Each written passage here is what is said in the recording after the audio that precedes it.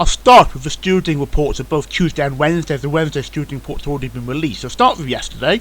John Bull must have won a decent race here, as the stewards report that actually lost his left hind shoe in the race, with Jack Kennedy reporting that Mighty Potter made a bad mistake with fifth, and then that's why he pulled the horse up. And in the article, again Jack Kennedy there, saying with to tell the fifth, jumped right-handed, and the veterinary officer reporting also that the filly lost her left fore shoe. In the Ultima, Oscar Elite, who finished third, actually bled from a nose, so maybe a good effort for the horse under those circumstances then.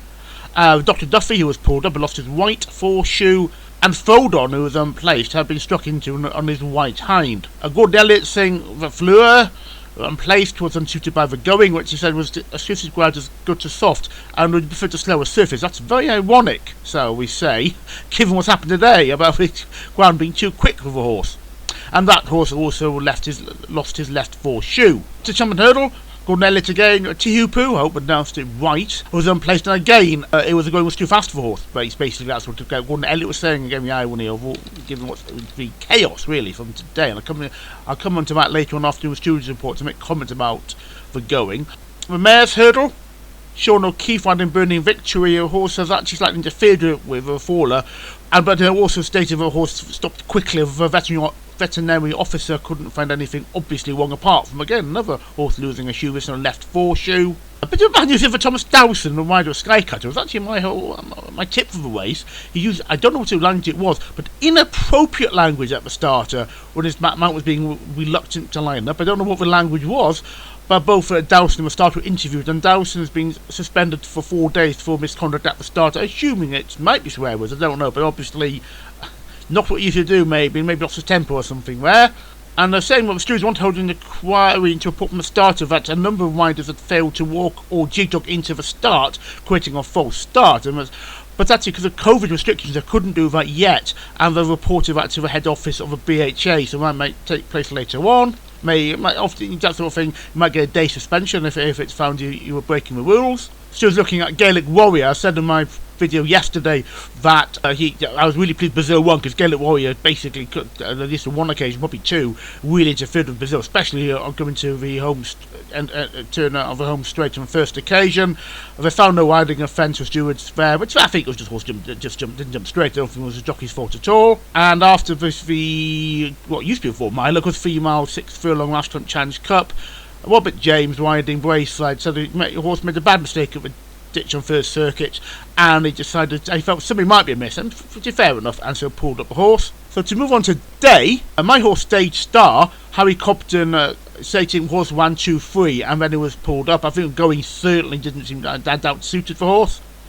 This is going, and suddenly it all started raining rather heavily, and I'll come on to that later on. San Felicien, whose favourite Gordon Elliott said the horse had to unsuited now, but the soft going. Elliott yesterday saying some ground, a horse would prefer a softer surface this time. I'm saying the horse would prefer a quicker surface. A complete difference in the going there. Peter Fahey also saying Dot Bianca was the same thing. He said the horse was never travelling. Without the back well tipped. I think it was a Kevin Blake tip, and the joke being made by Richard Hoyer says that Dot Bianca really was doing that and was out the back. And they were saying that it's possible, Peter Fahey saying horse didn't stay the trip, and especially in the soft ground. And Scotland asked about an unexpected party, was pulled up and stopped quickly, and as the vet say, it couldn't find anything wrong with horse afterwards. And Elliott again saying now Mars Harper was pulled up, was unsuited by soft ground and would prefer a quicker surface. Champion Chase, obvious issue here, Shishkin. Nick Anderson saying the horse never travelled in the ground, and basically if you saw the TV coverage, you know that's exactly what he said. So nothing unsurprising. I didn't find any abnormalities, and Shishkin was vet afterwards, and not a surprise really. I think it was just going was dramatic. I'll come back to that really, because I'm surprised it had that to Fett and Shishkin, and apparently it did, because he does have soft ground form. Mark was one of the favourites, Prendergast, pulled up, and Mark was saying he made a mistake with 21st fence, and that was one of the reasons he pulled the horse up. LJ Morgan cautioned as Hans Sankid arrived in the parade ring without its declared advisor, which then located the fitting of the before going to the start. I have to say that's a bit of a new one there, I feel. Keelan Woods, winner of Global Citizen, was suspended for 4 days for using his whip above the permitted level from the second last fence. I actually did back this horse, not the tips I got on the sheet of paper, on the paper, the document that I've attached. But I'll explain why I would back that horse. But I have to say, good win. But it was a bit of worrying that maybe overdoing the whip use of air. Our qualities, I'd say, extremely was unsuited by the now heavy ground. Bumper, Keith Dudley, showing at Ain't No Sunshine. Was unsuited by the Swain Suffolk heavy ground. It's a bit strange because I put a couple of quid on him just not long before the race, and the grounds I thought he might be suited by it actually as an outsider. Ian Jardine said, called me how he was pulled up 1, 2, 3. I have to say, I don't remember too many horses ever been pulled up with Bumper before. But the Blackwell said that the bit slipped through her unpronounceable horse. I wouldn't even try and pronounce this horse. And obviously you remember, saw the Bumper horse went off in the front rather out of control. And we're saying it was a bit slip of air. And Top Dog, who was an original tip, but frankly ever going wasn't that good as had to win a good as soft, not on heavy, and was unsuited unsurprisingly by the heavy ground. I'll start with the races by the controversy about the decision to water last night, today, and the problem is, now I was very critical of the decision. I saw my Doncaster video when I was at Doncaster Racecourse over the summer, and it was just I think it was David Derby, and we also taken place the day before, and I was very critical, as it was almost certainly all forecasts were saying it was going to be rain, and of course still watered, ended up with soft ground. I was critical there. Here I'm not sure, but Clark of course made the wrong decision.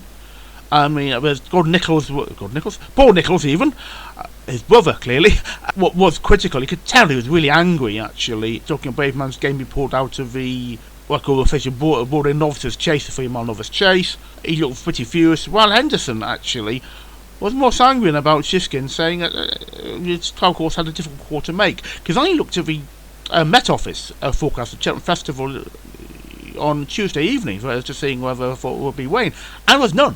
For today, we've met forecast none, and there's too many people saying, well, the forecast said. Well, no.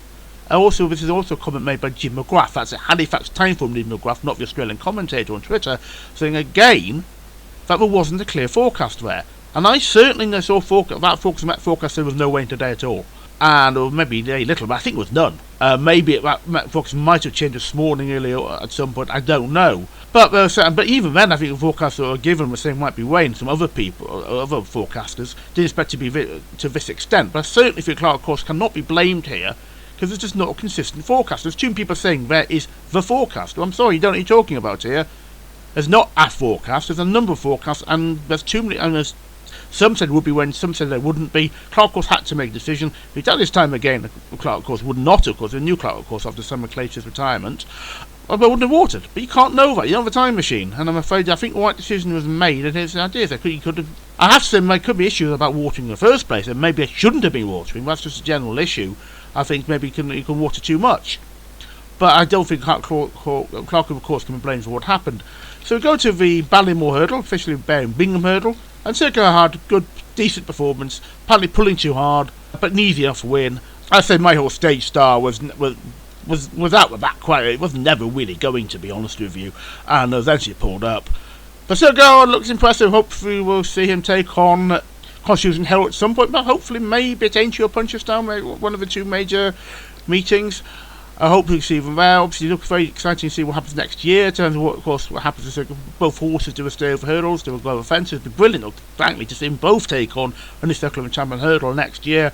We'll see what happens. There's always options there. Appreciate it. It's still, hopefully we'll see what happens with that horse as well. It was disappointing in the end of the Champion hurdle yesterday. Boarding Officers Chase, officially sponsored name Brand Advisory Chase, but major story there was the pulling out of Wayman's Game. I was actually at the time of Cricket Club Temperate preview meeting when John Dance, the owner of Baberman's Game, was there. He's really keen on the horse for King George, but unfortunately, I had to make a decision, I think. And is it right? Was it wrong? I don't know. But they made a decision to pull the horse out. It's only a novice. He's got Aintree, as Nichols said in an interview. I always find, I got my said this at some point in one of my videos, a little Nichols quite often a bit prickly, and I think his attitude in the interview was a bit like he seemed frankly pissed off heavily, and going on about the forecast. And again, I'm thinking, well, I don't want to say too much here. And I remember Nichols' team, I overheard a conversation, that's why I'm not actually giving details about it.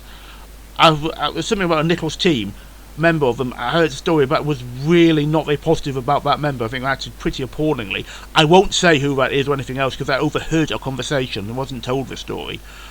So I just wonder how Nicholas has issue with Nicholas' team and their personalities, frankly. He just seems a bit of a git sometimes and a bit too defensive, and I don't think I'm just disappointed by man's game not winning, but I just don't think there's an issue elsewhere. Long press or presse. I'm not quite sure you're pronouncing it. And Hoy Senor is apparently not pronounced that way, so that's just a first or a second horse. Long press 16-1. It's not maybe a bad price for the Gold Cup next year. I think or something like that. Seems not to. I mean, RSA used to be called the RSA Chase at some point. A long time. That sort of name. But enough to chase winners when we turn up to Gold Cup, a good record. It might not be a bad price. I'm not sure what the former Gold Cup winners will be next year. Ahoy horse in second, Gala de Manil there in third. But I mean, is it really saying a lot? I wish we Ahoy horse ducked in of a running actually. I don't think it would have run anyway, but he seemed to duck away from a whip of a running. Maybe didn't like the going. Maybe just had an issue with his attitude. I don't know. That wasn't right. That was a bad sign. It should have got a little closer, really. Coral Cup, Commander of Fleet. Well, a bit sort of skinner here, 50-1. Just got them last stride. Win for Gordon Elliott, and I have to say, at the another Cheltenham preview event I went to this year to Newcastle. The Newcastle Racecourse one was none this year.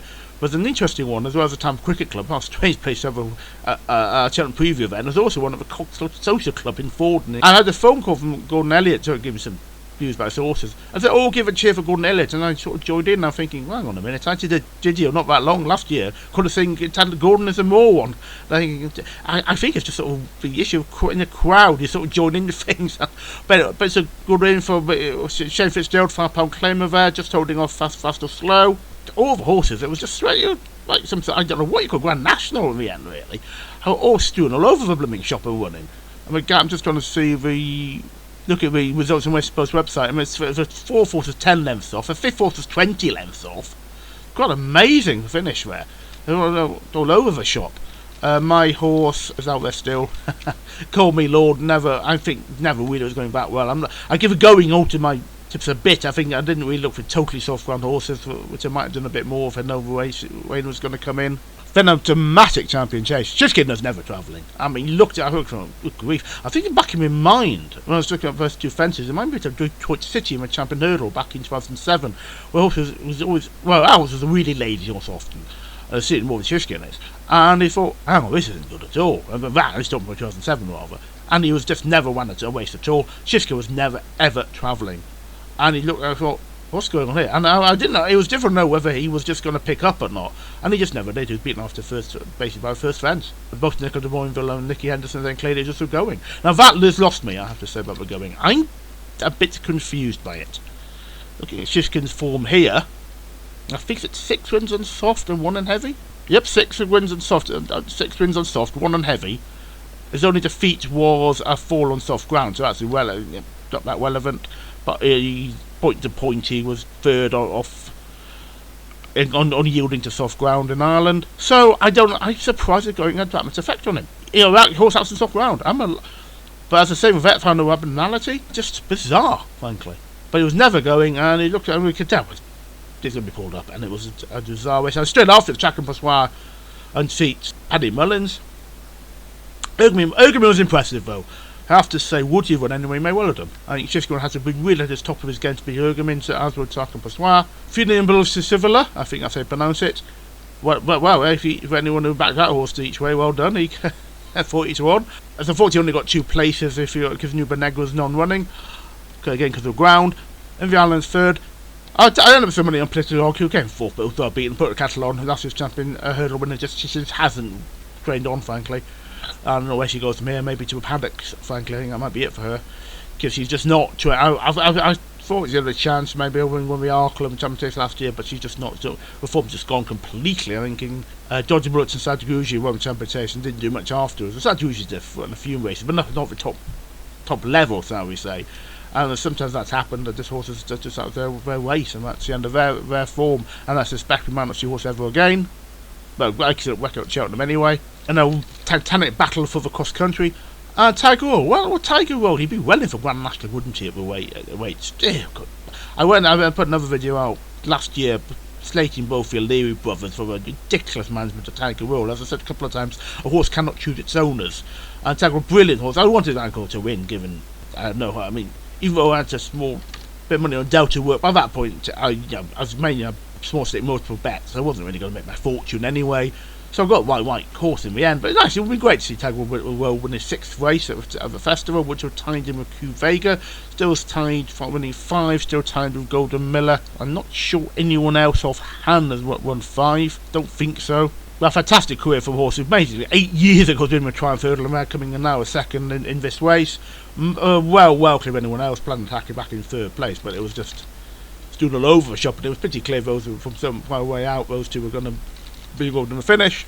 And I'm Global Citizen. Well, I'm pleased about that because there's some money on it, and it's not my list of horses on the selections here. But Ian Robinson of Imperial Racing, who part owners of Imperial Commander and horses like that, was actually a panelist at the Cox Lord Cheltenham preview event, and he tipped this horse, and he also ended up his mailing list about being where I got an email from him, and he also tipped it at 42-1 each way. So put a few quid on it, think, well, I might have turned up to it, go on, let's put a few quid on him. See if tip a horse, and brilliant win for a horse. For me, it makes a bit of money, not a huge amount, but a few quid. Better than punching my face, shall we say, and a decent with tipping from him there. And I was just worried about winning. He seemed to be sort of idling a bit. I was saying, a commentator, which is always saying that he's feeling a bit lonely, and I said to myself, well, if he wins, he'll have me as a friend anyway. We did hold on, good result from him. It was well at the pace all the way. Led was leading a long way. Then got lost to a degree, took over the running, and then Global Citizen took the lead again. My tip here, Freya Bamboo, I'm not quite sure if pronounced horse again, that's to say.